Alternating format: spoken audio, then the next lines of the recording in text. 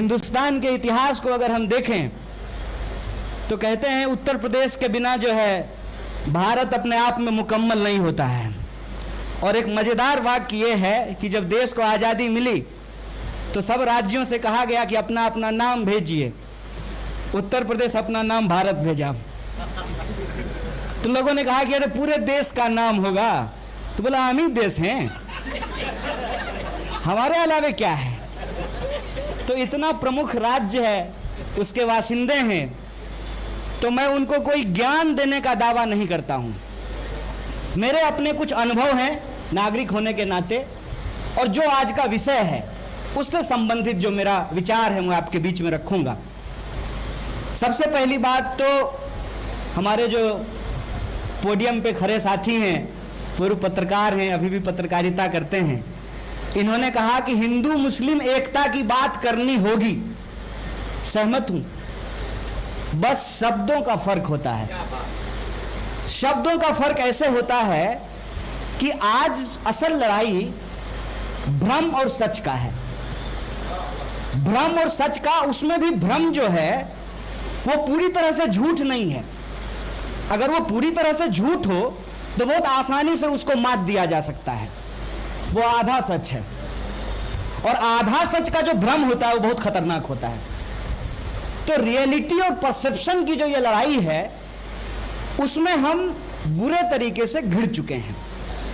मसलन दृश्य का जहां तक सवाल है, जो विजुअल्स होते हैं, जो हम बार बार देखते हैं, जैसे कुछ बुजुर्ग साथी यहां बैठे हुए हैं, क्या आप अपनी कल्पना में हेमा मालिनी को कीचड़ लगा हुआ कल्पना कर सकते हैं? क्या गंदी सी हेमा मालिनी, बिल्कुल बदबू देने वाला, नहीं कर सकते हैं ना, क्योंकि आपने जब भी देखा है खूबसूरत देखा है, ड्रीम गर्ल के रूप में देखा है।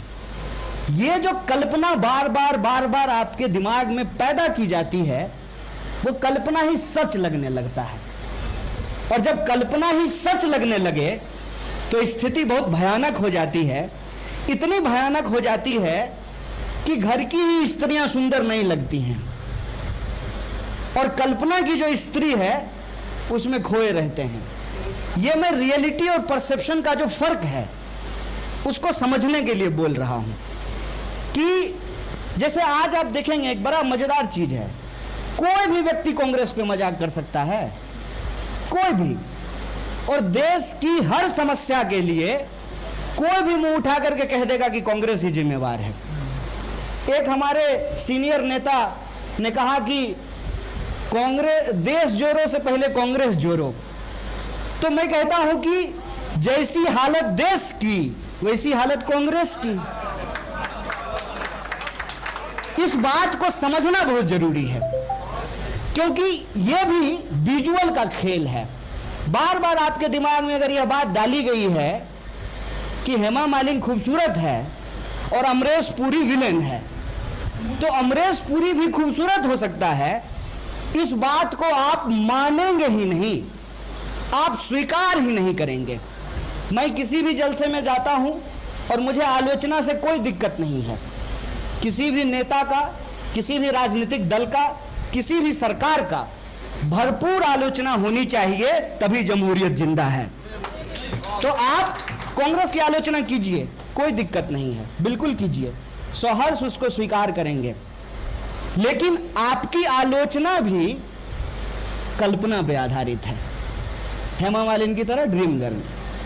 सच से हमारा वास्ता हो और सच के आधार पर अगर आलोचना हो तो उससे कोई रास्ता निकलेगा।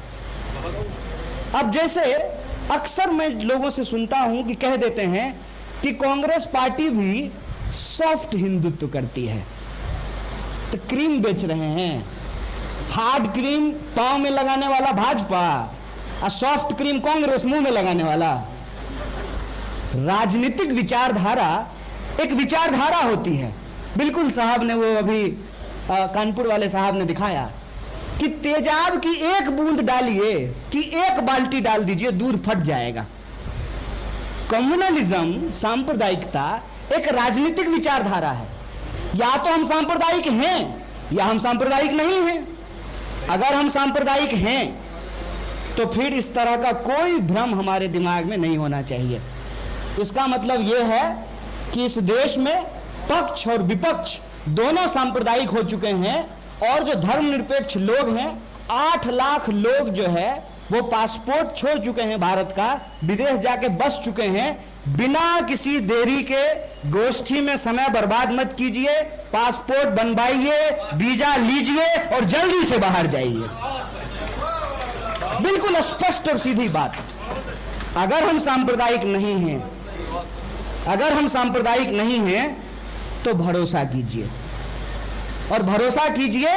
और मेरी उम्र जो है बहुत कम है, प्यार करने का उम्र है, शादी करने का, बाल बच्चा पैदा करने का उम्र है, बढ़िया नौकरी करके, बढ़िया घर बना करके, बढ़िया कार लेकर के हम भी इंस्टाग्राम पे रील बना करके डालना चाहते हैं।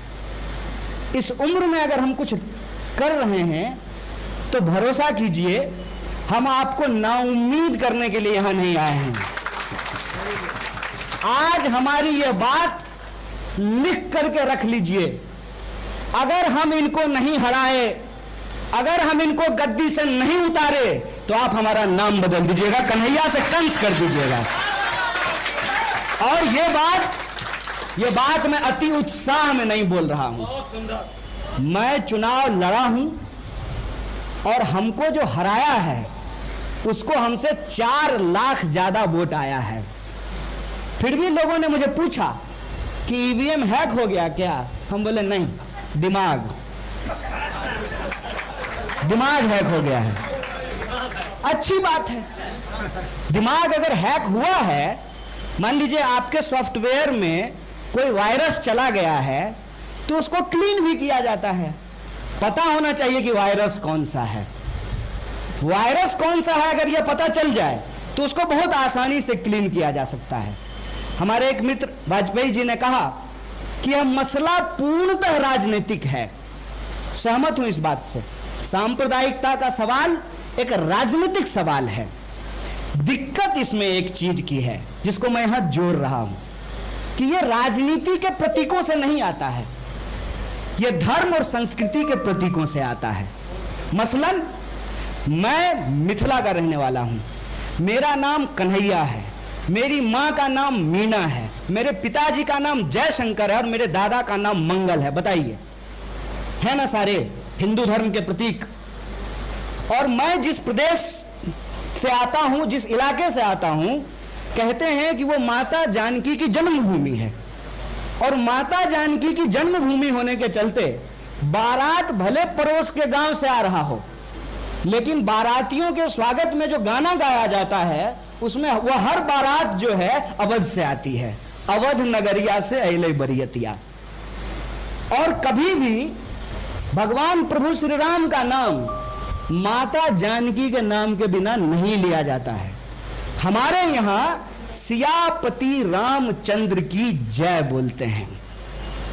यह जो राजनीतिक मसला है, जो सांप्रदायिकता का सवाल है, वो आता है कल्चर से, आता है आधा झूठ बोल करके। जैसे इस बात से कोई इनकार कर सकता है क्या कि इस देश के राजाओं ने, बादशाहों ने धार्मिक प्रतिष्ठान को तोड़े हैं? यह सच है, यह मान लीजिए। लेकिन सभी राजाओं ने तोड़े हैं, सभी जाति और सभी धर्म के बादशाहों ने तोड़े हैं। आधा सच क्या है कि हम बाकी जाति और धर्म के बादशाहों का नाम नहीं लेंगे, किसी पर्टिकुलर धर्म के बादशाह का नाम लेंगे। और इस आधा झूठ से और आधा सच के कॉम्बिनेशन से आज की जो पीढ़ी है उसको कंफ्यूज करना बहुत आसान है। और इस बात को हम स्वीकार करते हैं कि हम कंफ्यूज हैं। हमारे सामने चॉइस की दिक्कत नहीं है, बहुत चॉइस है। हमारे सामने उस चॉइस में से कौन सा चॉइस चुना जाए इसकी दिक्कत है। जैसे आप अपनी जवानी में कहीं से खाना मंगा सकते थे, ऐप पे हम मंगा सकते हैं। आप जो है डेट लड़की ढूंढ सकते थे, ऐप पे हम ढूंढ सकते हैं। लड़की मिलती है ऐप पे और लड़की को लड़का मिलता है ऐप पे, और उस पे लिखा रहता है कि क्या चाहिए, प्यार मोहब्बत शादी की बस ऐवी बकायदा क्लियर कट ऑप्शन होता है। तो आप कौन से दौर में जी रहे हैं, उस दौर को समझना बहुत जरूरी है। हम